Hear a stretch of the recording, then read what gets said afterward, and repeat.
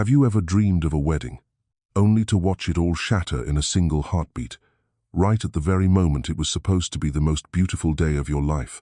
Today's story follows Jane Thompson, a woman from Seattle who seemed to lose everything on her wedding day: her fiancé, her dignity, even the little girl she loved most. But from that darkest moment, her journey to uncover the truth began, and she found herself again. This isn't just a story about betrayal and consequence. It's a story about faith, about light breaking through the longest night. If you're listening to this, don't forget to hit like, subscribe, and turn on the bell, because Jane and Logan's journey is a long, emotional one. And trust me, you won't want to miss it. Jane Thompson's wedding day began with a clear, gentle morning, that soft autumn light hiding behind Seattle's signature mist. She woke early, pulled back the curtains of her hotel room, which overlooked the harbor. The water shimmered silver, a small white cruise boat cut through the waves, and the sky glowed faintly orange, as if someone had brushed it with sunlight. Everything looked peaceful, poetic, exactly how she had imagined the most important day of her life would be. Jane looked at herself in the mirror.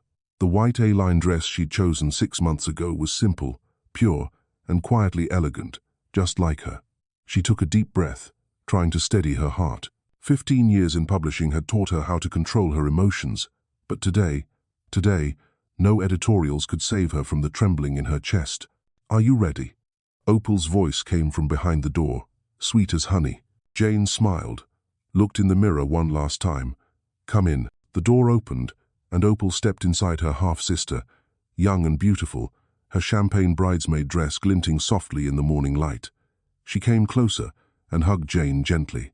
"You look beautiful." "Thank you," Jane said with a small smile. For a fleeting second, Opal's gaze lingered on Jane's neck, on the pearl pendant Logan had given her. Her lips curved slightly. "Logan's a lucky man," she murmured. Jane didn't notice. Her thoughts were only on Logan, the man she was about to marry. He wasn't perfect, but he was kind and genuine. They'd met 3 years ago at a home design conference, when Jane was still the chief editor at Home and Life magazine.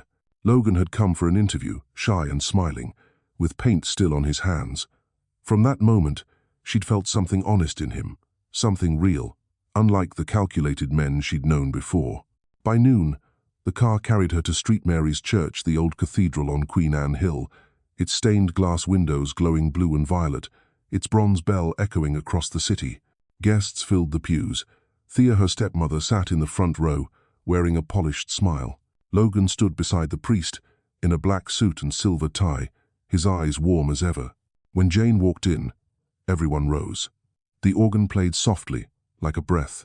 Each step she took was a heartbeat, each breath a whisper of faith. Everything was perfect. Then the priest asked, "Does anyone here object to this marriage?" Silence. And then a voice, trembling but clear, from the third row. "I do."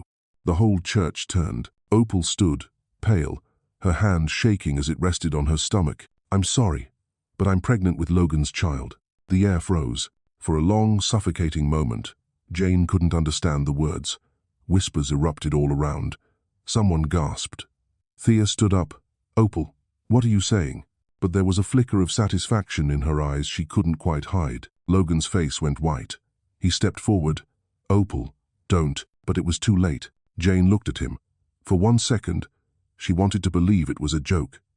But he said nothing. He didn't look at her. He just stood there, wordless. Laughter awkward, uneasy. Phones clicking. A storm of humiliation crashed over her. Jane stepped back, her gown catching on the pew, her bouquet falling to the floor. Hundreds of eyes pierced her sharp as glass. She turned and ran out of the church, the sound of Logan calling her name following her. Outside, rain had begun to fall, one of those sudden Seattle rains that seemed to appear out of nowhere. Tears blended with the raindrops, cold against her cheeks. She opened the car door, her hands trembling so badly she could barely fasten the seatbelt. Logan caught up, drenched. "Jane, please, listen to me. It's not true." "Then what is the truth?" she cried, voice breaking. He didn't answer. He only reached for her hand, eyes desperate. "I don't know why she did this. I swear." "Don't swear," Jane snapped. "You stood there. You said nothing." She slammed the door and drove off. The engine roared. Rain lashed the windshield. Wind howled like a heart splitting open. 3 miles later, near Lake Union, She couldn't see any more, tears blurring everything. Her hands slipped from the wheel, a flash of light, and then darkness. When she woke, the first thing she heard was the rhythmic beeping of a heart monitor. Beep, beep, beep. The sharp scent of antiseptic burned her throat. White light poured down from the ceiling. Jane? A familiar voice. Logan. She didn't answer. Her throat was dry, her hands ice cold. He stepped closer, eyes red. I'm so sorry. I didn't know she would. Get out, she whispered. Jane, please, I just want. Get out. Logan froze, lips trembling, then turned away. Moments later, the door opened again. Thea entered, carrying a bouquet of white flowers. My dear, I know this has been cruel. Jane turned to her, voice hoarse. Why did she do it? Thea sighed, sitting on the edge of the bed, her eyes glossy, too glossy. Maybe you have to accept that Logan wasn't honest. I know it's hard to believe, but she placed a small photo on Jane's lap, a sonogram. 10 weeks. Opal sent it to me this morning. I didn't want to show you, but Jane said nothing. Her fingers clenched the bedsheet until her knuckles turned white. Thea stroked her hair. This will pass, darling. Come home. Let me take care of you. But in Jane's eyes, the world had already collapsed. 3 days after leaving the hospital, Jane returned to her apartment, the one she had shared with Logan. The door was slightly ajar. The scent of wood lingered, familiar but hollow. On the table sat his old ceramic mug, faint lipstick on the rim. She strolled through each corner, her fingers brushing over a photo from Oregon where Logan had once promised, "I'll never make you cry." Now, the words cut like glass. On the bed, her wedding dress still lay untouched, white, pristine, almost mocking. Jane sat beside it, tracing the lace. Memories flooded in. The candlelit proposal, the message he once wrote on the bathroom mirror, "I love you, Mrs. Carter-to-be." Morning coffees shared over rainy skies. She cried for the first time since the wedding. A knock at the door. Jane wiped away her tears and opened it. Logan stood there, hollow-eyed. "I just came to return this." He placed a small box in her hands, her wedding ring, left behind at the hospital. Jane looked at him, voice trembling. "Why are you here?" "To explain. To explain that my sister is pregnant with you." "No. To tell you, she lied." "Do you have proof?" "No, but I know she did." Jane let out a bitter laugh. "Trust? I trusted you once, Logan. So much that I lost myself." He stepped closer, voice shaking. "Jane, I love you. Don't say that." "But I don't." She slammed the door, rested her forehead against the cold wood. Outside, he didn't leave. His voice, rough and breaking. "I won't give up. I'll prove it." Jane didn't answer. She sank to the floor, her face in her hands.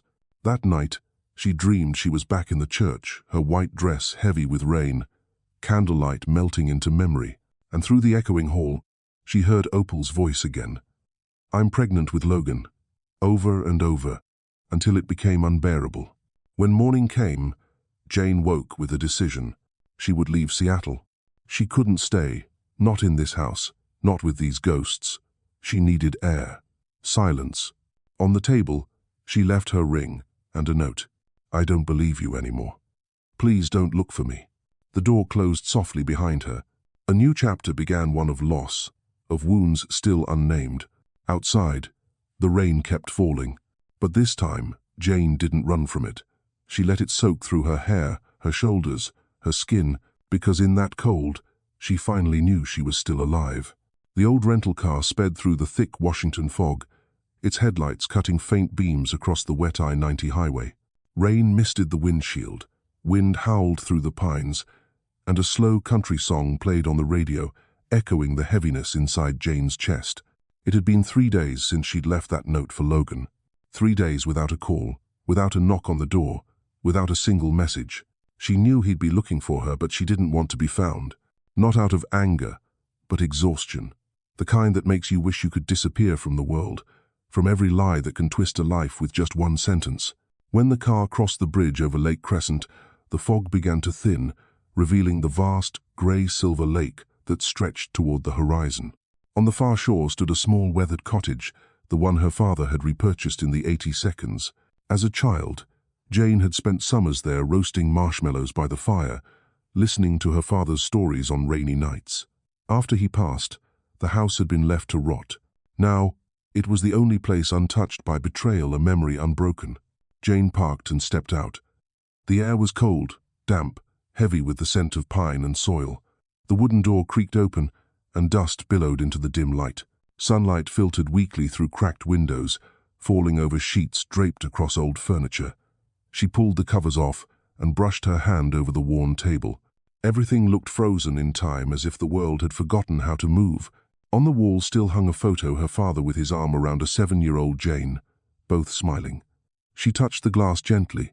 "I'm home, Dad," she whispered. As dusk fell, she lit a fire in the old stone hearth, cooked instant noodles, and drank boiled water from a dented kettle. The silence made every sound sharper, the crackle of firewood, the patter of rain on the roof, the sigh of wind through the doorframe. She stared into the flames, remembering the letters her father used to send while she was in college, handwritten, slightly slanted, each one ending with the same warning: "Be careful with Thea." Back then, she hadn't understood. Thea had seemed kind, gentle, patient, the woman who'd raised her after her mother died. She'd been the one who took Jane to school, who held her when she cried over bad grades. Jane had called her Mom. But now, looking back, something felt wrong. She opened her suitcase and pulled out a small metal box, the one her father's lawyer had given her years ago, saying it held her inheritance documents. She had never opened it until tonight. The latch clicked open. Dust swirled. Inside, alongside property deeds, was a bundle of yellowed letters tied with faded ribbon. The first one dated the 5th of March, 2013. "Jane, if you're reading this, I'm no longer there to protect you. I know you care for Thea, but never let her near what's yours. Thea is not who you think she is. She once drove her first husband to madness to take his wealth. When he died, she changed her name and moved to Seattle. I never told you I didn't want to hurt you, but be careful. She will do to you what she did to me." Jane's hands trembled. She turned page after page, each letter filled with more proof: suspicious transactions, secret loans, and a friend's testimony about Thea's deceit. The firelight flickered across her eyes, glowing red in the reflection. She sat still, numb, realizing her whole life had been built on lies, not just Logan's, not just Opal's, but a decades-long scheme. A sound outside broke her trance, the crunch of tires on gravel. She froze and looked out the window. A black pickup stopped a few yards from the porch. Headlights swept across the entrance. The door opened, and Logan stepped out, holding a paper bag. Jane's breath caught. Before she could move, he was at the door. "Jane, I know you're in there. Have you been following me?" "No, I just guessed. Your father once told me this was where you always came back to." Silence. "I just brought some things." He lifted the bag. Food, medicine, a few basics. Jane opened the door, standing in the frame. "Thanks, but you didn't have to. You've lost weight," he said softly. "Don't worry about me." He glanced around, concerned. "This place is remote.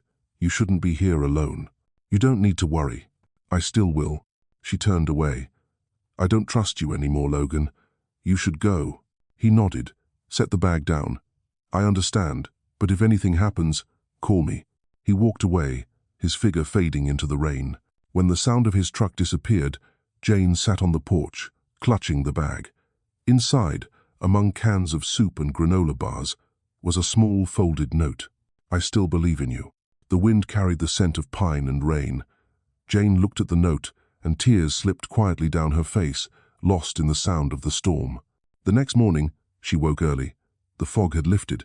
Sunlight poured through the window, flooding the house with warmth. She opened the door wide and breathed in the scent of the lake, the forest freedom. It felt like the first real breath she'd taken in months. She spent the morning cleaning. With every swipe of the cloth, memories resurfaced. Her father's hand, drawn maps, his old recipe notebook, the tiny yellow raincoat she'd worn at 10. Under the table, she found a locked wooden box. After a few minutes of effort, the latch gave way, revealing bank documents and an unsigned will.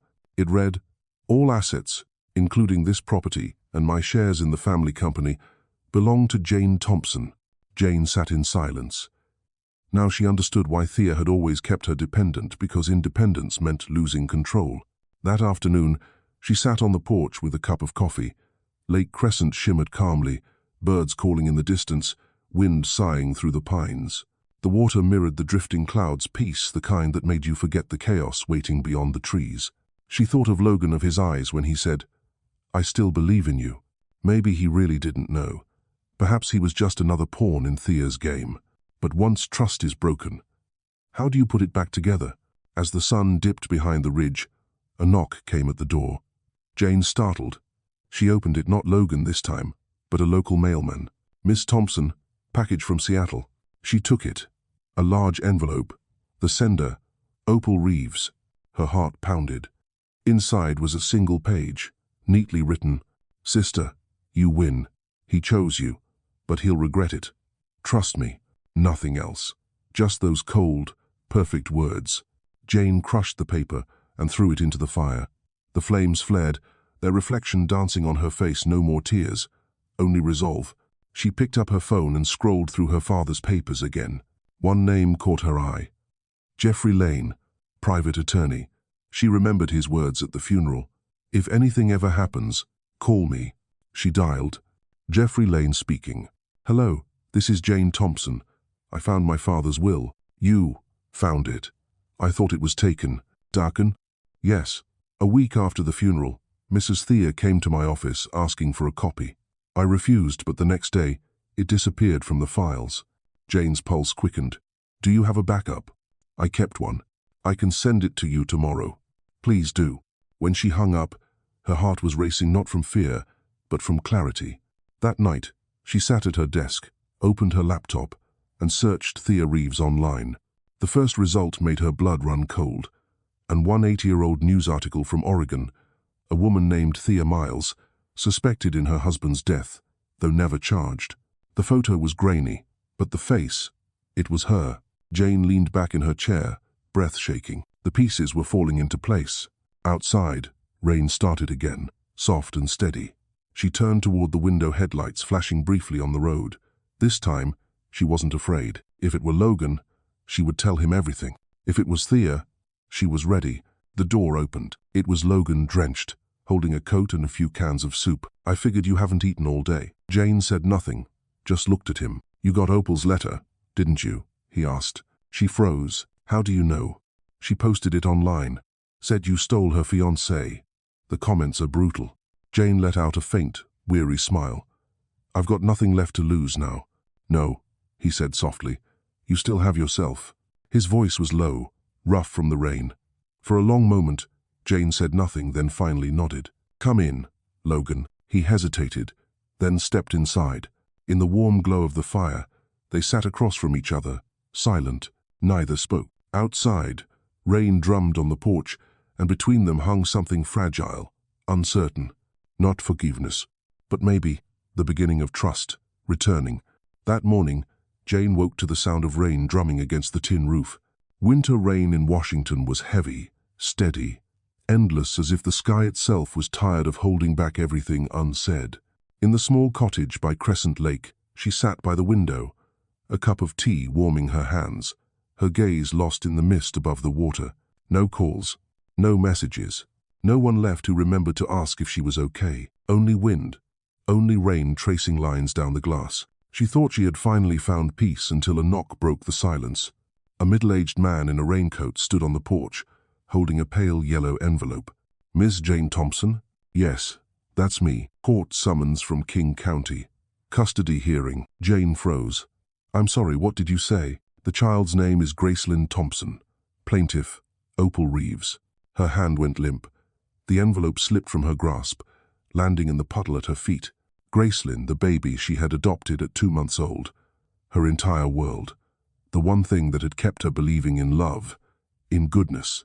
After the wreck of her wedding, she had told herself, "At least I still have Gracie."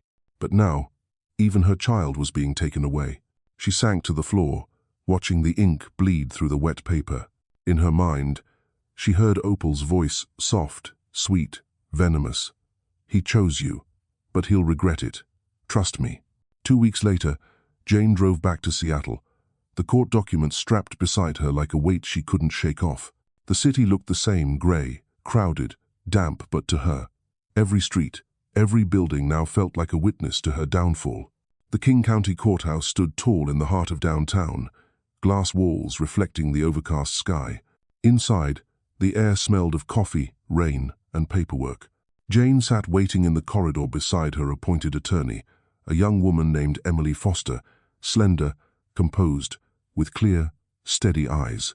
"Miss Thompson," Emily said softly, "I know this is your first hearing, but please try to stay calm." "Thank you," Jane whispered. "I just want to see my daughter." When they entered the courtroom, Jane froze. Across the aisle sat Opal next to Thea, both impeccably dressed, poised, every gesture rehearsed. Opal smiled faintly, her eyes brushing past Jane, a single glance sharp enough to raise goosebumps. The judge, an older man with silver hair and a solemn face, opened the file. "Plaintiff Opal Reeves has filed for custody of the minor, Jane Thompson, on the grounds of alleged abuse, emotional instability, and unfit parenting. Is that correct?" "Yes, Your Honor," Opal answered, voice trembling just right like a sister too worried to stay silent. Jane could hardly believe what she was hearing. Opal's lawyer, tall, crisp in a black suit, stood and presented a thick binder. "Your Honor, my client has evidence showing the defendant suffered from severe depression and was hospitalized in 2019. We also have testimony describing incidents of unsafe behavior around the child." Jane shot to her feet.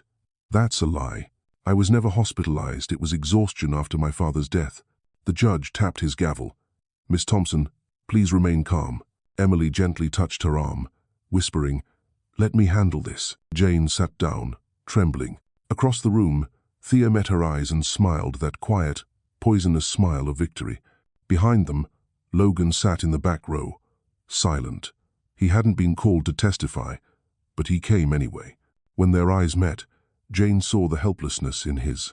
The hearing dragged on for 3 hours. Opal's lawyer presented evidence, edited messages, snippets of video taken secretly inside Jane's home, and the testimony of a former housekeeper, in truth, one of Thea's hired hands. It was all so perfectly constructed, it felt hopeless. When Emily finally rose to respond, her tone was calm but razor-sharp. "Your Honor, my client has never been diagnosed with a psychiatric disorder. The medical certificate submitted by the plaintiff is an unverified copy without a doctor's signature. We request authentication." The judge nodded but had not yet ruled. He looked directly at Jane. "Miss Thompson, is there anything you'd like to say?" Jane stood, her voice raw. "I only want to raise my daughter. Gracie isn't a prize to be fought over. I'm not perfect, but I love her with everything I have." Silence. Outside, the rain intensified, drumming against the windows like a second heartbeat. After a long moment, the judge spoke. "Pending psychological evaluation, the court temporarily grants custody to the plaintiff. The defendant will have 2 supervised visitation hours per week." Jane's world went still. No sound, no air, just the echo of the gavel striking wood, the sound of her motherhood being cut in half. Emily's hand rested on her shoulder. "I'm so sorry." Jane didn't answer. She stood and walked out, down the long hallway, her footsteps heavy as stone. At the end of the corridor, she leaned against the wall and finally broke down, tears spilling freely. Behind her, Logan approached slowly. He reached out, hesitated. "Jane, She lifted her head, eyes wet. "Where were you when they called me insane?" He looked down, fists tightening. "I don't need your pity," she said, her voice shaking. "I just want my daughter back." "I know," he said quietly, "and I'll help you get her." Jane let out a dry, broken laugh. "You'll help me?" "Logan, you can't save me from the thing you caused." "I didn't cause this, Jane. I was used to." "Don't," she whispered. "Just don't." She turned and walked away, into the grey rain beyond the glass doors. That afternoon, Jane returned to the cottage. The rain had stopped, but a thick mist curled over the lake. She sat at the table, staring at the court order. Supervised visits 2 hours per week. 2 hours. 2 hours to be a mother. She picked up her phone and opened Gracelyn's photo album. Hundreds of pictures: Gracie learning to ride her bike, blowing out birthday candles, asleep on Jane's shoulder. Each image was a blade, cutting a little deeper. Then a message flashed on her screen from Logan. "I talked to Marcus. We'll appeal. I won't let them take your child." She read it again and again, but didn't reply. She wasn't sure she had the strength to believe anymore. That night, She turned off the phone and sat in the dark. Wind slipped through the cracks, carrying the damp smell of rain and loss. She closed her eyes and wondered, was there ever justice for a woman who had already lost everything, simply because she loved the wrong man? A week later, her first supervised visit arrived. 2 hours, that was all. A social worker would be present the entire time. The meeting place was the Pierce County Family Center, 40 minutes from Seattle. That morning, Jane put on a cream sweater, wrapped a gray scarf, and whispered to her reflection, "As long as she smiles, that's enough." When Logan arrived to drive her, she didn't refuse. He said nothing on the way. Rain tapped lightly against the windshield, blurring both their faces in the reflection. The center was quiet, painted a bright yellow, with large windows facing a small garden. Inside, the social worker led Jane to a private room, which had cameras and a one-way mirror. Jane's hands shook as the door opened. Gracelyn stepped in. She was taller now, with shorter hair, wearing a pale pink dress. But her eyes, those clear, gentle eyes, now looked at Jane with something else. Fear, distance. "Gracie," Jane whispered, her voice trembling. "My sweet girl." The little one hesitated. "Mama said, you don't want me anymore." The words sliced through Jane like glass. She swallowed hard. "No, honey, I never said that. I never stopped wanting you." The social worker stood nearby, writing notes. Jane fought back her tears.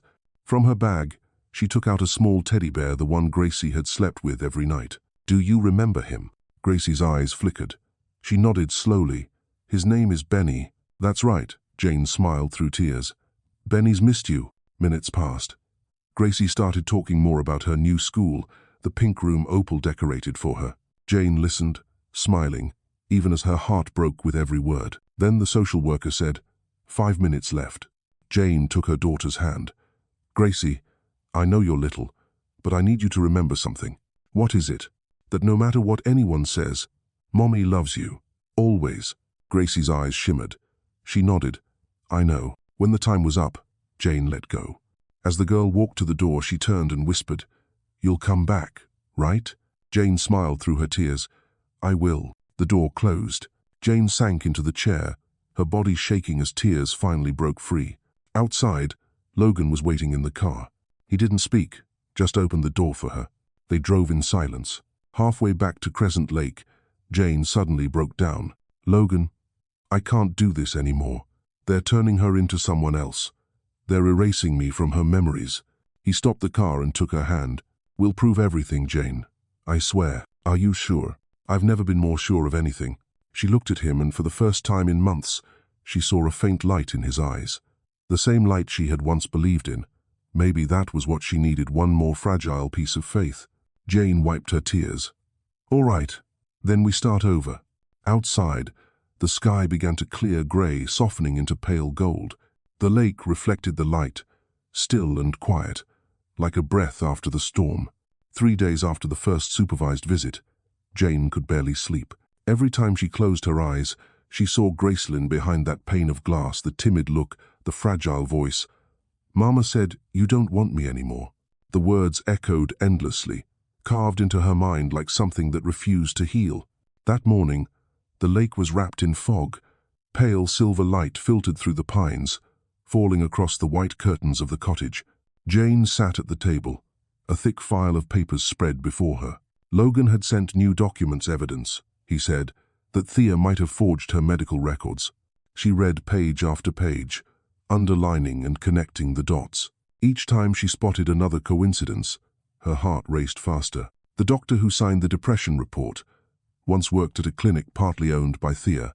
What date is printed on the diagnosis? Days before Jane was supposedly examined. It was a game of chess, and she was only the last pawn standing. The phone rang. "Logan, I've got news," he said. "Marcus found a nurse who worked with the doctor on that fake report. She's willing to testify as long as her identity's protected." Jane clutched the phone tighter. "Oh God, someone's finally brave enough to speak. I'll bring her to meet you. Maybe this weekend." "Thank you, Jane." His voice softened. "I know you're still angry, but I'm not stopping, not until you and Gracie are together again." She said nothing, but something inside her, something that had been hard and cold for months, began to soften. That afternoon, she stood on the porch, watching rain ripple across the lake. The grey-blue sky cast a shimmer of broken glass on the water. Thunder rumbled in the distance, then faded, leaving only the sighing wind. And in that moment, Jane realized she was no longer the woman who'd run from her own wedding in tears. She was fighting now, and this time, no one would decide her fate for her. 2 days later, the second supervised visit took place. Jane prepared carefully, children's storybooks, Gracie's favorite cookies, and a framed photo of them at Santa Monica Beach from the previous year. On the drive, Logan kept the radio low. Fix You by Coldplay played softly slow, mournful, as if the music itself was grieving for them. "Do you miss her?" Jane asked quietly. Logan's lips curved faintly, his eyes on the road. "Every morning, I still hear her laugh in my head. The way she says, 'Daddy,' that doesn't fade." Jane nodded, unable to speak. At the center, the supervisor greeted them curtly. 2 hours, no physical contact, no leaving the observation area. Jane nodded. She entered the pale yellow room. A wide glass panel divided it in half. On the walls hung crayon drawings, rainbows, suns, a family of 3 holding hands. Then the door opened. Gracelyn walked in, clutching the teddy bear Benny that Jane had given her last time. Jane's breath caught. "My sweet girl." Gracie smiled softly. "I brought Benny. Benny's helping us remember each other, right?" The child nodded. Jane read her a story, The Very Hungry Caterpillar. They drew rainbows with colored markers, shared cookies, and laughed a little. Bit by bit, the distance began to melt. But just as their 2 hours neared the end, the supervisor answered a call, frowned, then said, "I'm sorry, but today's visit ends early. Court order." Jane's chest tightened. "What order?" "I don't know. You have to leave immediately." Gracelyn's eyes widened. She grabbed her mother's hand. "I don't want to go." Jane leaned down, kissing her forehead. "It's okay, sweetheart. Mommy will come back. I promise." 2 guards approached. Jane was led out as her daughter's cry echoed behind her. "Mama." Jane turned, trying to reach her, but the glass, that cruel, clear wall, stood between them again. For one heartbeat, their eyes met. A mother and a child, divided by the most senseless thing in the world. Back at the parking lot, Jane said nothing. In the car, silence hung heavy until her chest finally broke. "I can't do this anymore, Logan," she cried, pounding her fist against her heart. "They're stealing my child." He pulled over, came around, and wrapped his arms around her. "I know, but we'll get her back. I swear." "How?" "With the truth. Marcus is filing an appeal. And that nurse, she's the key." Jane buried her face in his shoulder. Rain began again, the smell of water, skin, and tears blending into something achingly real. For the first time in months, she didn't push him away. That weekend, Logan returned to the cottage, this time with 2 people, Marcus, his lawyer friend, and a small, nervous-looking woman carrying a file folder. "This is Linda Hayes," Marcus said, "a nurse from the clinic that Thea partly owns." Jane shook her hand gently. "Thank you for coming." Linda glanced around, voice trembling. "I didn't want to get involved. But what they did to you is wrong. I can't keep quiet anymore." Jane sat down, listening. Linda explained. "Thea often asked us to sign off on patient records that didn't exist. One day, I saw your name on a file. When I asked, the head doctor said, 'Sign it.' Mrs. Thea approved. I didn't dare refuse." Jane's pulse quickened. "Do you have the originals?" "Yes, I brought them." She handed over several documents, all with Thea's signature and a forged stamp. Marcus flipped through them, his face tightening. "This is gold. If verified, it can overturn the entire ruling." Logan turned to Jane, eyes bright. "See? I told you." Jane smiled faintly, tears glimmering. "Thank you for everything." They spent the evening planning. Marcus would file an emergency appeal. Linda's identity would be protected, and Jane would prepare for the upcoming hearing. When everyone left, only Jane and Logan remained. He lingered by the door. "Do you still hate me?" he asked quietly. She paused. "I don't know, but I'm learning how to forgive." He smiled softly, hopefully. "Then I'll wait, however long it takes." That night, Jane sat by the window. Moonlight rippled across the lake like scattered silver. She opened her small journal and wrote, "November 28. The fight is just beginning. But this time, I'm not alone. If justice exists, it must wear the face of truth, not power. Outside, the wind whispered through the pines. An owl glided past, its shadow sweeping across the pale moon. Jane closed the notebook and exhaled, slow, steady, calm. That night, for the first time in months, she slept without reliving her wedding nightmare. Instead, she dreamed of Gracelyn laughing, running through a sunlit field, calling, "Mommy!" And Logan stood in the distance, watching with peaceful eyes the man she had once loved, and, someday, could love again. In early December, Seattle's rain turned colder, heavier, longer, as if the sky itself had forgotten how to stop crying. Crescent Lake was wrapped in fog, its surface a sheet of ghostly white breath from winter's lungs. Every morning, Jane woke with the same dull exhaustion. She told herself it was just sleeplessness, too many nights haunted by thoughts of Gracelyn, the trial, and the cracks in her faith. But that morning, as she poured her coffee, a sudden wave of dizziness hit. The cup slipped from her hand, shattering on the floor. Outside, Logan was fixing the porch rail. At the sound, he rushed in. "Jane, what's wrong?" She sank to the ground, one hand on her stomach, face pale. "I'm fine, just tired." He helped her onto a chair. "Tired like this, how long?" 3 days. "You haven't been eating." "It's not hunger, Logan. It's nausea." He looked at her, then at the broken cup. Silence hung between them, broken only by rain on the roof. Finally, he said quietly, "I'm taking you to the hospital." "That's not necessary." "I'm not risking it, Jane. Please." His voice left no room for argument. She nodded weakly. The small hospital in Port Angeles stood along the main street, framed by red and gold maples. The sterile smell of disinfectant, the shuffle of nurses, the beeping monitors all made Jane's chest tighten. Logan sat beside her, fingers laced, silent. Dr. Elaine Porter, a kind-faced woman in her 50s, asked a few questions before suggesting an ultrasound. "Would you like your husband to come in?" she asked. Jane hesitated. "He's not my husband." Logan looked away. "That's all right," the doctor smiled. "If you're comfortable, he can still stay. Some things are worth sharing." The exam room was cold and bright. Jane lay back as the screen flickered to life. Dr. Porter moved the probe across her stomach. Seconds passed in silence then. From the speaker came a sound. Tick, tick, tick. Steady, confident, alive. The doctor smiled. "Congratulations, Jane. You're pregnant about 11 weeks. The world stopped. 11 weeks. Jane turned to Logan. He stood motionless, eyes wide, lips parting soundlessly. "Impossible," she whispered. 11 weeks? That means, yes. The doctor nodded. Early September. Early September. The night before the wedding, the air vanished from the room. The doctor went on about vitamins, schedules, and precautions, but Jane barely heard a word. There was only one truth ringing in her mind. The child is his. On the screen, the tiny flicker of life beat steadily small, fragile, yet stubbornly alive.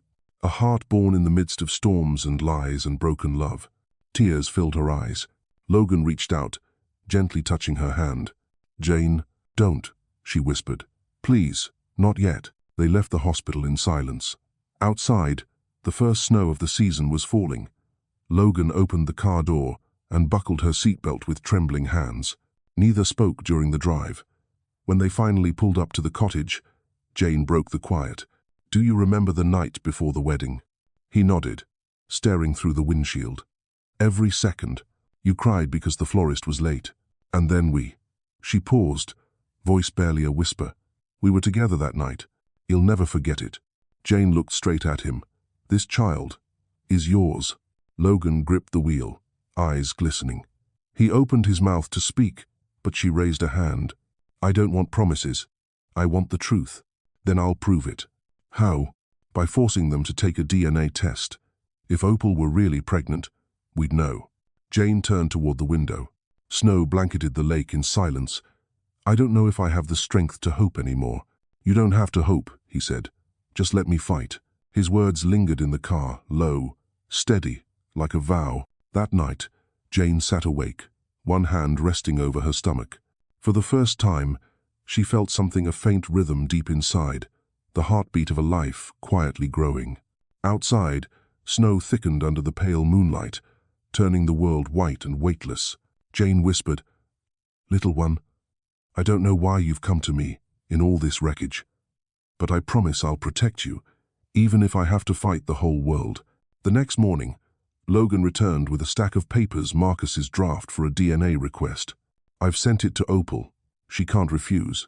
And if she does, then we'll zoo." His tone was resolute, his eyes fierce. For the first time in months, Jane saw the man she had once loved, not the broken groom from the church, but the Logan who would stand against anything for what was right. They spent the day making plans, their voices quiet but determined, and for the first time in a long while, Jane felt something she thought she'd lost hope. When Logan left, snow was still falling. He turned back at the door, eyes warm. "Get some rest. You're not alone anymore." Jane watched him go, a faint smile on her lips. No matter how uncertain the future was, the child inside her was proof that something real could still exist, even in a world built on lies. 3 days later, her phone rang a number she didn't recognize. "Miss Thompson? I'm Mrs. Thea Reeves's assistant. She'd like to meet about Gracelyn." Jane hesitated. "About Gracelyn?" "Yes. She said she wants to reconcile." A long pause. Then Jane replied, "Fine. Tell her to pick the place." The cafe in Fremont glowed amber against the wet streets. When Jane arrived, Thea was already there, black wool coat, hair pinned neatly, her expression calm, polished. "My dear," she said smoothly, "I never wanted things to go this far." Jane sat down, her eyes cold. "Let's skip the act. What do you want?" Thea smiled faintly, pouring coffee. "Peace. If you withdraw your appeal, I'll make sure you get more visitation with Gracie. In exchange for your silence. About everything." Jane's laugh was sharp and low. "About the forged papers? About how you made everyone think I was insane? Don't destroy yourself, Jane. You're clever, use it." "No," Jane said evenly. "This time, I'm destroying you." Her tone was calm, but her eyes cut like glass. Thea flinched just slightly, then leaned in close. "You're pregnant, aren't you?" Jane froze. "You knew? News travels fast, dear. Opal knows too. And she won't go quietly." Thea stood, bent closer, and whispered, "Remember, I can make a person disappear without ever lifting a finger." Then she left her perfume cold and sharp, the air around Jane trembling like after a nightmare. Jane sat there, heart pounding, one hand on her belly. The baby stirred tiny, alive, reacting to her fear. She took a deep breath and called Logan. "Where are you?" "On my way home." "Opal knows. Thea just threatened me." Silence for a beat. Then Logan's voice, low and steady. "Good. Then it's time to face them." That night, snow fell hard, blanketing the city in silence.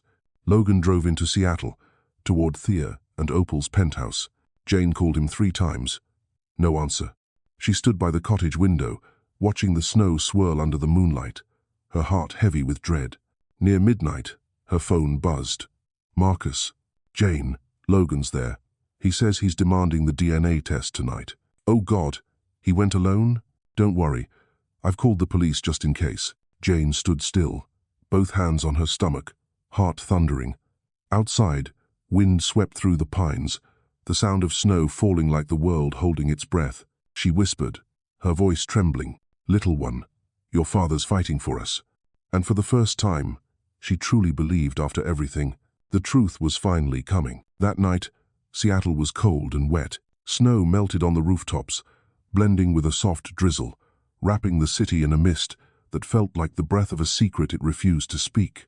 From afar, the glow of skyscrapers painted the sky a dull shade of steel. Logan drove alone through the empty streets, his hands gripping the steering wheel, his face set and tense. In the passenger seat lay a folder the originals Linda Hayes had given him, proof that Thea had forged Jane's medical records. And on his phone screen, Jane's last message glowed, "Don't go alone." But he went anyway. Not because he wasn't afraid, but because he knew that until this ended, Jane would never truly be free. The Reeves Tower loomed over downtown, lit in gold, elegant and sharp-edged. Red carpet at the entrance, guards in tailored suits. Logan parked, stepped out, and walked straight through the lobby without a word. His stride was steady, eyes clear, a man who had come for one thing only. The elevator stopped at the 28th floor. Carpeted hallways. Framed art is worth more than his annual salary. Apartment 2802, Thea Reeves. He knocked 3 times. The door opened. Opal. She wore a silk nightgown, her face pale, beauty faded at the edges. Logan? Her voice trembled. I need to talk to your mother. At this hour? Are you out of your mind? Call her. Opal bit her lip, turned, and called into the apartment. Mother, he's here. The click of heels approached slow, deliberate. Thea appeared, composed as ever, her black silk robe gleaming under the lights, pearls at her throat. Good evening, Logan. I knew you'd come. You know why I'm here. No, she said lightly. You came because Jane told you to. She's always been good at pulling your strings. Logan's jaw tightened. Don't talk about her like that. You've destroyed her life, took her child, her reputation. What more do you want? Thea lifted a brow. Justice. Logan. Something you and Jane never understood. She's unstable, fragile. I did what I had to do to protect Gracelyn. By forging medical records, by convincing an entire city she's insane. Thea smiled faintly. And you have proof of that? Logan dropped the folder onto the table. Yes, the originals. Your signature, Dr. Mitchell's, and copies have already been sent to the police. For the first time, Thea's eyes flickered just for a second before she composed herself again. You think anyone will believe a jobless engineer and an unstable woman over me? I have money, lawyers, reputation, and I have the truth. He stepped closer, his voice low, steady. You can't buy everything, Thea. Not Jane's peace, not your daughter's trust, and not what's coming next. Her smile faltered. And what's that, Logan? Justice. A new voice came from behind him. You came without telling me. Logan turned. Jane stood in the doorway. Her beige coat clung to her from the rain, her hair damp, her face pale, but her eyes blazing. Jane, what are you doing here? You really thought I'd let you face them alone? She stepped in, locking eyes with Thea. You didn't expect me, did you? Thea set her teacup down, her smile thinning. On the contrary, I hoped you'd come. I have a little gift for you. From the next room, Opal emerged, holding a folder of papers. Fresh ultrasound results, she said sweetly. Congratulations. Big sister, you're about to be an aunt. Jane froze. What did you just say? Opal held up the sonogram photo, her smile twisting into a frown. Logan's baby is growing beautifully. Logan's face went pale. You're lying, am I? You remember the night before the wedding? Stop. You're lying. Are you sure? The room seemed to close in, thick with silence. Jane's heart pounded, torn between fury and disbelief. She looked at Logan, her voice trembling. Don't swear. Just tell me the truth. Jane, he said, desperate. I swear. Don't. Her voice broke. I don't need swearing. I need facts. Thea poured more tea, unbothered. The truth, Jane? The truth is, you're carrying a child by a man you don't even trust. You're clinging to that baby because it's the only thing keeping your name clean. The words hit like a slap. Jane stood still, blinking back tears. Logan slammed his fist onto the table. Enough. The cup shattered. Hot tea spilled across the table, dripping to the floor. Thea's calm never cracked. You've just made a mistake, Logan. This apartment is under surveillance. If I say you threatened me, you'll be arrested, and Jane will lose everything. Logan froze. She was right, one accusation, and it would all be over. Jane straightened, her breathing heavy but controlled. Fine. If it's war you want, you'll get one. But remember this, I have a child now, and I'm not afraid of you anymore. She grabbed Logan's hand and pulled him toward the door. The heavy door slammed shut behind them, the sound echoing down the marble hallway like the closing of an old chapter. Snow still fell as they drove back through the forest. Logan's hands were tight on the wheel. His jaw was locked. Jane sat beside him, her hand on her belly, her eyes on the dark blur of trees outside. I'm sorry, he whispered. For what? For making you face her. I needed to see her, to know what kind of monster we're up against. They drove in silence until Jane noticed a flicker of light in the mirror. Logan, there's a car following us. He checked the rearview mirror. I see it. Who is it? I don't know. Hold my hand. The car behind them sped up, headlights glaring. Logan swerved, hugging the edge of the road. A rock or something more complex struck the side window. Jane screamed. Oh my God. Logan hit the gas. They tore through the narrow curve. The car behind them tailed close, then suddenly turned and vanished into the night. They stopped by the roadside, both breathing hard. Logan stepped out to check. On the back door, red paint scrawled in uneven letters. "Baby killer." Jane's whole body shook. Logan pulled her into his arms, his voice rough. "It's okay. I've got you. They're just trying to scare us." "But who? Who would do this?" "Someone working for Thea. She won't stop, will she?" "No," he said quietly, "but neither will I." They didn't sleep that night. The cottage was silent except for the crackle of fire and the wind moaning through the pines. Jane sat wrapped in a blanket, staring at the flames. Logan sat opposite her, the firelight casting amber shadows across his tired face. "Do you think Thea would actually hurt you?" he asked softly. Jane took a long breath. "She doesn't need to. She only has to make people believe I'm crazy again. The rest will destroy itself. Not this time." He reached into his jacket and pulled out a small USB drive. "I recorded everything tonight. Every word she said. Marcus is backing up the file as we speak." Jane met his gaze, a flicker of relief breaking through her exhaustion. "You did well," she said, smiling faintly. Leaning back, she placed a hand on her stomach. "You know, there were moments I thought I'd never stand again. But maybe what's keeping me strong is this child." Logan's eyes softened. He laid his hand gently over hers. "I'm sorry I wasn't there when you needed me. You're here now." The fire popped, embers dancing in the dark. Logan's voice broke the silence. "Tomorrow, I'm turning everything over to the police. If they don't act, I'll take it to the press. Do you think they'll believe us? I don't know. But if I have to burn this city to make them see the truth, I will." Jane looked at him, torn between love and fear. "Don't destroy yourself because of me." "I'm not destroying anything, Jane. You're saving me." She let out a small, broken laugh. "You always talk like it's a movie." He smiled. "Maybe our lives already are one." The next morning, as Jane was making tea, there was a sharp knock at the door. She opened it to find Marcus, breathless. "Where's Logan?" "In the room." "What happened?" Marcus held out his phone. On the screen was a breaking headline. "Opal Reeves is hospitalized for pregnancy complications. DNA testing postponed." Jane's face went pale. "No, that's not possible. Too convenient." Marcus muttered. "I don't buy it." Logan stepped out, hearing the words. His face hardened. "She's staging it." "Exactly," Marcus said. "Now the court can't enforce the test until she recovers. So what do? "We find Gracelyn," Marcus said slowly. "If that child tells the truth, everything ends." Jane's breath caught. "She's with them. How do we reach her?" Marcus looked at her, then at Logan. "You let the child reach out." Silence filled the room. Jane understood what he meant.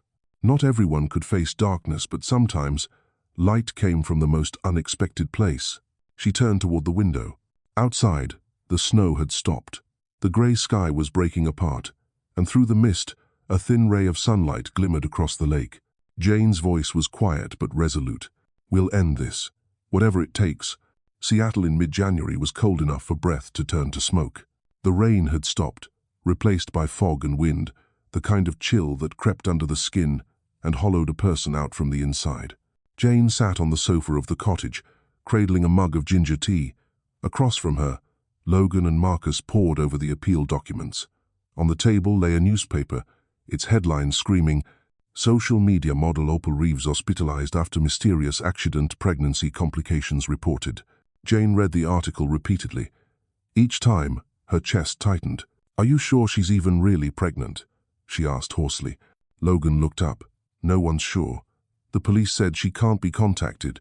Marcus added, "I checked with every hospital in Seattle. No one named Opal Reeves has been admitted to the program. She's hiding somewhere." Silence fell. Only the fire cracked softly in the hearth. Jane set down her mug. "She's planning something." "She?" "Thea. Opal's just the pawn. Thea never moves without a reason." Logan rubbed his temples. "Jane, I swear I won't let them win. I need time." "We don't have time," she said quietly. "Don't you feel it, Logan? Everything's slipping." She stepped out to the porch. The lake was veiled in mist. The cold bit at her cheeks. Every breath of wind reminded her of Gracelyn, her small face, those frightened eyes whispering, "Mama said, You don't want me anymore. Not a night passed without that dream. Gracie behind the glass, reaching for her mother while Jane could only watch, powerless. Sometimes she wondered had her daughter already forgotten her voice. The next morning, Logan left early to deliver the penthouse recording to the police. Jane stayed behind, cleaning, cooking soup, anything to keep her mind from the emptiness.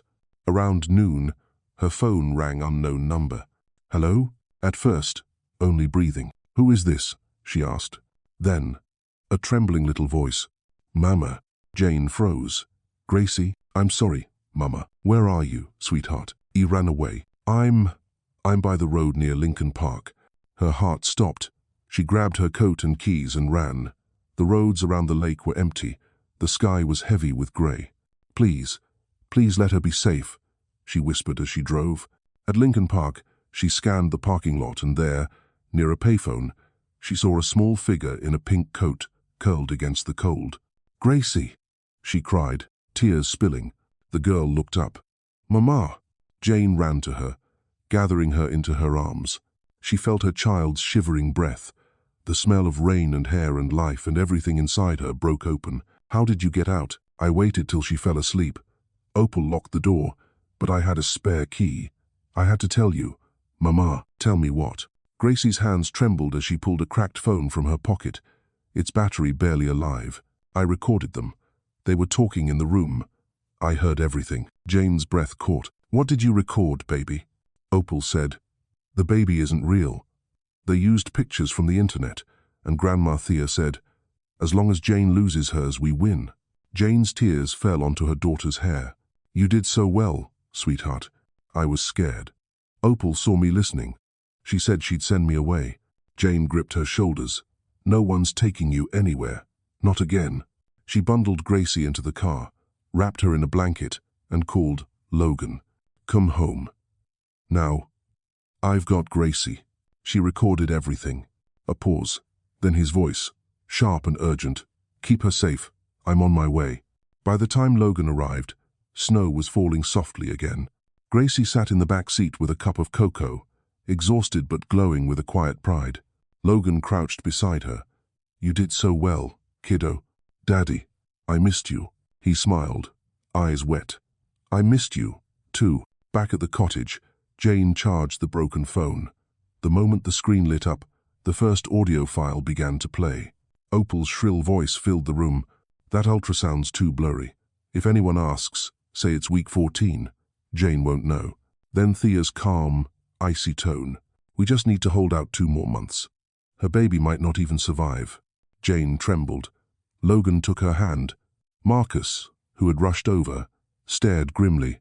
This, Marcus said, is divine intervention. The police can't ignore it. But before he left, Logan's phone rang unknown number. He answered and his face drained of color. Who is it? Jane asked. The Seattle PD. They just found a car in the river. Thea and Opal are missing. Their vehicle went off the Aurora Bridge. The room went still. Outside, the wind howled against the eaves. Jane clutched Gracie, her heartbeat roaring in her ears. She didn't know if it was over, or if something darker had just begun. 2 days later, Seattle exploded with news. 2 wealthy women vanish in car crash. Police divers found only part of the license plate and Opal's purse. No bodies. Jane sat shaking on the sofa. Logan turned off the TV. They might have faked it, he said quietly. Or someone helped them disappear. Who? I don't know. But this isn't over. By evening, Marcus returned with papers in hand. The court's temporary order granting Jane custody of Gracelyn. For now, you're both safe, he said. The investigation's ongoing. They'll get to the bottom of it. Jane nodded, eyes brimming. Thank you, Marcus. Gracie sat on the rug, coloring. She looked up and showed her drawing. 3 figures under one roof. Mommy, this is you, Daddy, and me. And that's the baby. Jane smiled through her tears. It's beautiful, sweetheart. That night, after Gracie had fallen asleep, Jane stepped out onto the porch. Logan followed, draping a sweater around her shoulders. It'll be all right, he said softly. No, Logan. I don't think things ever really come to an end. But maybe we learn to live with them. I worry about you. I'm not afraid anymore. She looked up. The snow had stopped, revealing faint stars through the haze. Something inside her, something heavy she'd carried for too long, finally began to loosen. "I don't know how Gracie found the courage to do what she did," Jane whispered. "A 9-year-old, standing up to lies and grown-ups." Logan smiled. "Maybe because she's your daughter." They shared a small, quiet smile, one that felt real. 2 weeks passed. Police officially declared that the car had gone into the river, but no remains were found. Most believed the women had fled. The story faded from headlines. Life, somehow, moved on. But at night, Jane still woke to the wind moaning across the roof, half expecting to hear Thea whisper her name. Sometimes she dreamed of Street. Mary's again, the wedding, the shattered bouquet, laughter echoing through the church. Logan would sit up beside her, make tea, and keep silent watch until the fear ebbed. One morning, while sorting laundry, Jane found a small envelope hidden under Gracie's clothes. On it, written in childish scrawl, "For Mommy." Inside was a crumpled note. "Mommy, if they come back, I'll protect you. I'm not scared anymore, because you said light always wins." Jane sank to the floor, clutching the note to her chest, tears streaming down her face. She knew the fight wasn't truly over, but she also knew she had something more substantial than fear now. Truth, and a brave little girl who loved with her whole heart. Outside, snow melted into silver puddles as sunlight pierced through the clouds. For the first time in what felt like forever, Jane drew a full breath, and it didn't hurt. 3 months after the accident, Seattle shifted gently into spring. The rain still came, but no longer mournful light, silvery, scented with earth reborn. On the sloping streets of Queen Anne, cherry blossoms burst open, as if the city itself was asking forgiveness for all the storms its people had survived. Jane stood on the porch of the cottage by Crescent Lake, her hand resting on the curve of her belly, the child stirring softly beneath her skin. She was 8 months along now. Dr. Elaine said everything looked good, though rest was still a must. Inside, Gracelyn was reading to her doll in a high, lilting voice. Outside, Logan was fixing the old fence, sleeves rolled up, his hands covered in dirt. The smell of wood and sweat drifted through the open window, grounding. Human, peaceful. When he stepped inside, mud on his boots and a grin on his face, Jane looked up from her tea. "Don't worry," he said, laughing. "I'm not building a new house, just keeping this one from falling apart." She smiled. "Just don't let yourself fall first. I'm tougher than I look." "Uh-huh. Tough enough to argue with me every day." They shared a small, easy smile, quiet, genuine. After everything, words were no longer needed to prove love. Happiness now was simple. Gracie's laughter echoing down the hall, the three of them at dinner around the old wooden table, the way Logan brought Jane a cup of tea before bed. Marcus arrived early that week, carrying a thick folder. He looked exhausted, but there was triumph in his eyes. "We won," he said. Jane blinked. "Won? What?" "The court restored your full custody rights, and the investigators confirmed it. The forged medical records were signed by Dr. Mitchell, who was paid directly from Thea Reeves's account." Logan gripped her hand. "And them?" Marcus exhaled. "The Oregon police just caught Thea and Opal outside Portland. They were using fake IDs to withdraw money. Thea hasn't said a word, but Opal confessed everything, the fake ultrasounds, the entire plan. Said it was her mother's idea." Jane sat very still as tears slid down her cheeks. Not from vengeance, but from the quiet, aching relief of being believed at last. "How long until the trial?" 2 weeks, Marcus said. "And this time, Jane, you're not the victim. You're the witness." The words filled the little cottage like a promise. For the first time in years, Jane felt a flame burn inside her, not fear, not sorrow, but purpose. That night, after Logan and Gracie had gone to bed, Jane opened her journal. Her handwriting trembled slightly across the page. "I used to think justice was something that only existed in movies, but maybe it just comes late, waiting until we're strong enough to hold it. I lost almost everything. My name, my trust, my child within me. But looking back, pain didn't destroy me. It showed me who I am. Light doesn't erase the dark, it only reminds us we never have to walk through it alone." She put the pen down, gazing out the window. The crescent moon shimmered across the lake. A lone duck glided through its reflection, ripples widening like the quiet echo of survival. The morning of the trial arrived with a rare sight, a dry Seattle sky. Pale sunlight slipped through the clouds, striking the glass towers until they gleamed like mirrors. Jane wore a long, soft blue dress and a light coat. Logan steadied her up the courthouse steps. Gracelyn clung to her mother's hand, never letting go. People recognized Jane as they passed. Some nodded quietly, others watched from afar. A few reporters stood behind the barricades but didn't approach. Her story had become something bigger than scandal. It had become a symbol of endurance. The courtroom was bright and vast. On the other side sat Thea Reeves and Opal, hands cuffed, heads bowed. Thea still looked composed, but her eyes were colder than winter steel. Opal trembled, stripped of her polish, her face bare of makeup and pretense. The judge read the charges, voice clear and steady. Defendant Thea Reeves is charged with falsifying medical documents, bribery, and unlawful custody of a minor. Defendant Opal Reeves is charged as an accomplice and for falsifying evidence. Marcus presented the proof, the financial records, the forged signatures, and Gracie's recordings. The room was silent as Thea's voice played through the speakers, cold, calm, undeniable. As long as Jane doesn't deliver her baby, we win. Thea didn't flinch. The judge asked if she wished to speak. She only pressed her lips together and stayed silent. Opal broke first. She sobbed. "I'm sorry, Jane. She made me do it. I just wanted my mother to love me." Jane closed her eyes. Logan's hand found hers, steadying her. When it was her turn to testify, Jane rose slowly, her belly pronounced beneath her dress. Her voice, though soft, carried through the room. "Your Honor, I'm not here for revenge. I want the truth to matter again. I was called crazy, unstable, and unfit to be a mother. But all I ever wanted was to love my child and to be believed. Today, I'm not here as a victim. I'm here as proof that truth always finds its way back to the light." The courtroom was still. Even the judge bowed his head slightly, in respect. By afternoon, the sky had darkened. As the verdict was read, the first drops of rain returned quiet, cleansing.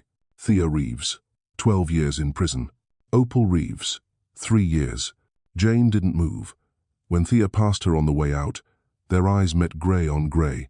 No hatred left, only emptiness. Logan draped his coat around her shoulders. "It's over," he whispered. Jane nodded faintly. "Yes, really over." That night, back at Crescent Lake, the rain was soft and almost kind. Jane sat on the porch.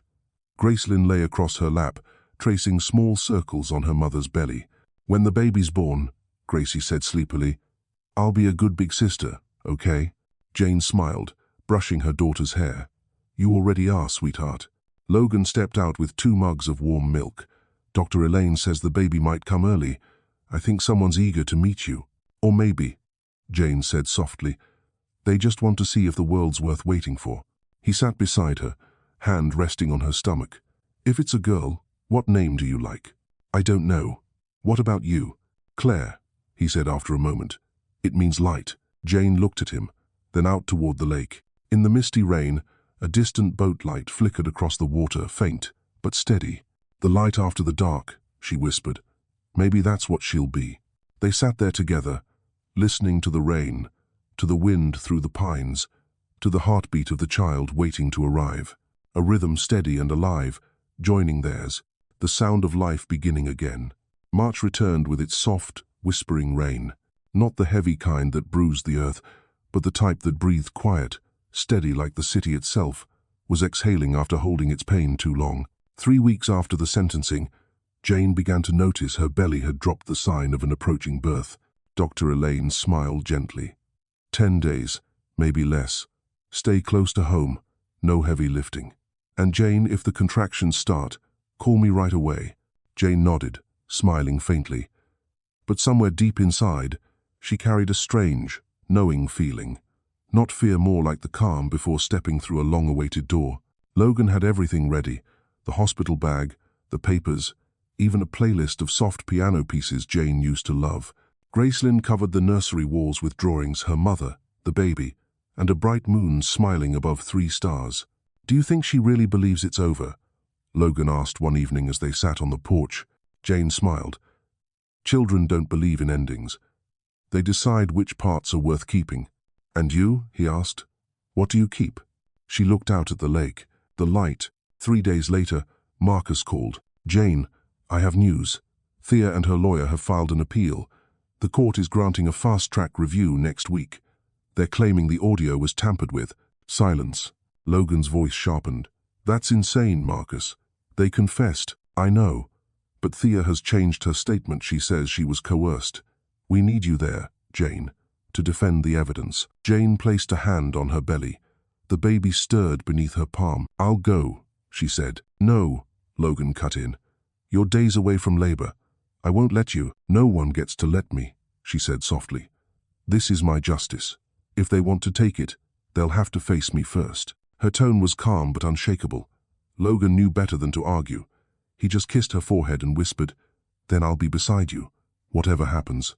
The morning of the hearing came with grey skies and drizzle. Jane strolled, wrapped in her long coat, Logan's hand firm around hers.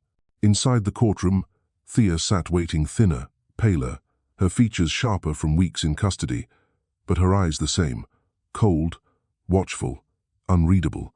As the judge began reviewing the case, Jane felt a tight pull deep in her abdomen. At first, it was faint, but moments later, the pain surged again, rhythmic, growing stronger. Logan leaned close. Are you okay? She breathed through it, nodding. I'm fine. Marcus rose to present the evidence. The full uncut audio, this time with Thea's own order to bribe the doctor, clearly audible. The room fell into stunned silence as her voice filled the air. Thea's eyes flickered shut. When she opened them, her voice was low but steady. I don't regret it, she said. I did what I had to for justice. Jane stood despite the pain, her voice trembling but clear. Justice doesn't come from someone else's suffering, Mrs. Reeves. It comes from the truth you've spent your life running from. Another wave hit harder. She doubled slightly, hand gripping the table. Marcus turned sharply. She needs to go. Now. Jane shook her head. Not yet. I want to hear the verdict. The judge glanced up, eyes narrowing, then read aloud, Based on the evidence, the appeal is denied. The prior sentence stands. The gavel struck wood. A murmur swept through the room and then a sharp gasp from Jane. Logan. Her voice broke. My water just broke. The world spun into motion. Logan scooped her into his arms as Marcus called for an ambulance. Gracelyn cried out from the hallway, clinging to a court officer's sleeve. Rain lashed the ambulance windows as they sped through downtown. Jane clutched Logan's hand, her breath shallow. Don't leave me, she whispered. I won't. I'm right here. Breathe with me. Jane in. Out, we're almost there. Her voice cracked between contractions. You remember, Claire? If it's a girl, her name's Claire. He nodded, tears burning his eyes. Claire. Our light. The siren wailed through the storm. Outside, the city blurred into streaks of grey and silver. Inside, only the sound of 2 heartbeats, hers and the tiny one inside her, filled the air. When Jane opened her eyes again, the ceiling above her glowed white. Machines beeped in soft rhythm. The scent of antiseptic hung in the air. Logan sat beside her, his eyes red-rimmed, his hand locked around hers. Where's Claire? She whispered. He smiled through his tears. She's perfect. You both are. The doctor said she's the strongest newborn she's seen. Jane sobbed quietly. I want to see her. The nurse entered, carrying a small bundle wrapped in white. The baby blinked up at her mother, eyes half open, as a shaft of sunlight broke through the clouds and spilled across her tiny face. Jane touched her daughter's hand, impossibly small, and felt the little fingers curl around her own. Hello, Claire, she whispered. Hello, my light. Logan kissed her forehead. You did it, Jane. No, she said, smiling weakly. We did. Gracelyn peeked around the door, clutching a drawing 4 figures encircled in a halo of yellow crayon. Mummy, she said softly, I made this for Claire. Jane opened her arms and drew her close. Thank you, my brave girl. 3 days later, the news spread across Seattle. Reeves' case officially closed. Survivor Jane Thompson welcomes baby girl hours after final verdict. The accompanying photo showed Jane in her hospital bed, Logan holding baby Claire, and Gracie at her side. Light streamed through the window, washing the frame in a golden glow. People who once whispered behind her back now sent flowers and letters. However, Jane no longer reads the papers. Her world had shrunk beautifully to the soft rhythm of her baby's breathing, Gracie's laughter, and Logan humming quietly while making coffee in the kitchen. One evening, Logan led her onto the porch. The sky had cleared, the lake lay smooth and still. He placed Claire in her arms and sat beside her. "I used to think happiness was something you had to chase," he said. "But maybe it only comes when you finally stop running." Jane smiled. Do you know when I stopped being afraid? When? The moment I saw her. Because if a tiny soul like that can survive the darkness and still come out shining, then fear doesn't mean much anymore. He wrapped an arm around her. Thank you, Jane. For what? For not giving up. For still believing in me. She leaned her head against his shoulder, breathing in the scents of damp pine and milk-sweet air. Claire slept peacefully in her arms, chest rising and falling in perfect rhythm. Across the lake, the setting sun spilled gold over the water bright, trembling, alive like the very name of their daughter. Jane whispered, her voice soft as rain. Thank you for coming, Claire. Thank you for bringing light into our world. And in that moment, as Seattle's evening glowed with one last shimmer of gold, every shadow finally, quietly, disappeared. The summer after, Crescent Lake was clear as glass sunlight spilling over the water, shimmering across the pines until everything seemed to breathe with the wind. The little cottage was now filled with laughter. Gracelyn reading stories aloud, baby Claire babbling in her crib, and sometimes the soft strum of Logan's guitar drifting through late afternoons. Everything was finally still. After the trial, Jane spent months recovering. She was thinner, quieter, but her eyes were bright again, calm, steady. She returned to editing work from home, taking on only small projects, and spent most of her time with the girls. Logan worked for a local construction company. Every evening, he came home early, often carrying wildflowers to place on the dinner table. They didn't talk about the past anymore, but it lingered between them like an old friend, dropping by to remind them how far they'd come. One June afternoon, Jane sat on the porch, Claire asleep in her arms. The breeze carried the scent of grass and warm milk. Logan came out, set a glass of lemonade beside her, and sat down. I just saw the news, he said. Opal's sentence was reduced for cooperating with the investigation. Jane nodded, eyes still on the lake. I know. What about Thea? Still in prison. No visitors. She was quiet for a moment. That's sad. Logan frowned. You still pity her? No, but I know what loneliness feels like. And no one deserves to spend the rest of their life trapped with their own regret. He looked at her half in awe, half in tenderness. So, you've forgiven her? Jane smiled softly. No, I don't want to hate anymore. Forgiveness isn't the same as forgetting. Claire stirred, tiny fingers curling around her mother's. Jane kissed her forehead and whispered, almost to herself, maybe the best thing we can do with the past is turn it into a lesson, so our children never have to repeat it. Logan took her hand. You already have. A week later, they held a small gathering by the lake. No grand dress, no aisle, no bouquet, just a quiet promise shared among friends. Marcus officiated. Gracelyn, barefoot and laughing, scattered wildflowers on the grass. Jane wore a simple white dress, her hair tied loosely, Claire in her arms. Logan in rolled-up sleeves and bare feet. Beneath the tall pines, the wind whispered through the leaves, carrying the scent of sap and water. Marcus read aloud, Love doesn't begin with a wedding. It begins the moment two people choose not to leave even in the storm. Logan turned to her, eyes bright with sunlight. He won't promise perfection. I'll promise truth to be here when you're scared, when you're tired, when you need silence. Jane smiled through trembling lips. I don't need beautiful promises. I need someone who'll stay until the end. The wind rose, scattering petals around them like summer snow. Logan leaned forward and kissed her forehead slow, gentle, and endless. Marcus grinned. I now pronounce you exactly where you were always meant to be. Gracelyn cheered. Claire giggled. And in that small moment, every broken thing seemed whole again. That night, when everyone had gone, Jane stepped outside. Logan was tending a fire by the lake, the flames lighting his face intense, worn, and tender all at once.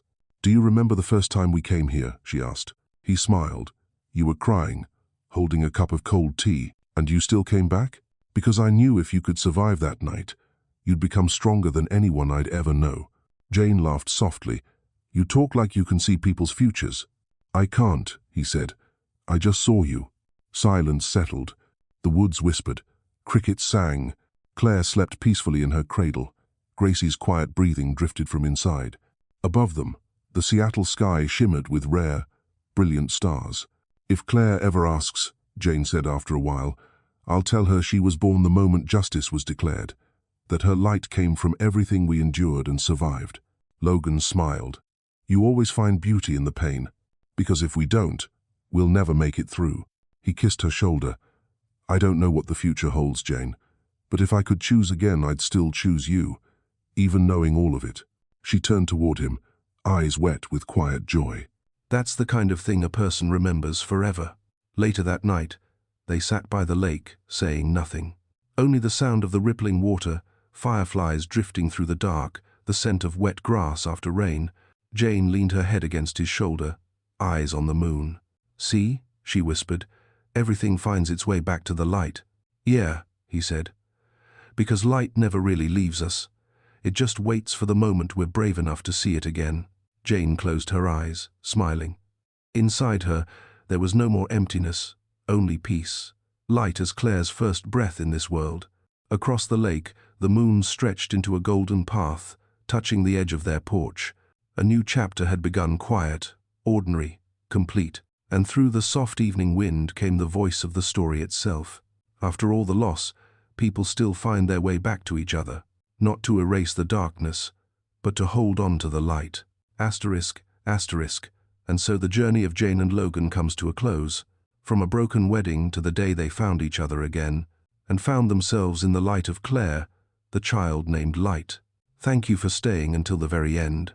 If this story left you a little quieter, a little warmer inside, leave a comment to let us know. Hit like, subscribe, and stay for the next story. Because love, no matter how many storms it survives, always finds its way home. Asterisk, asterisk.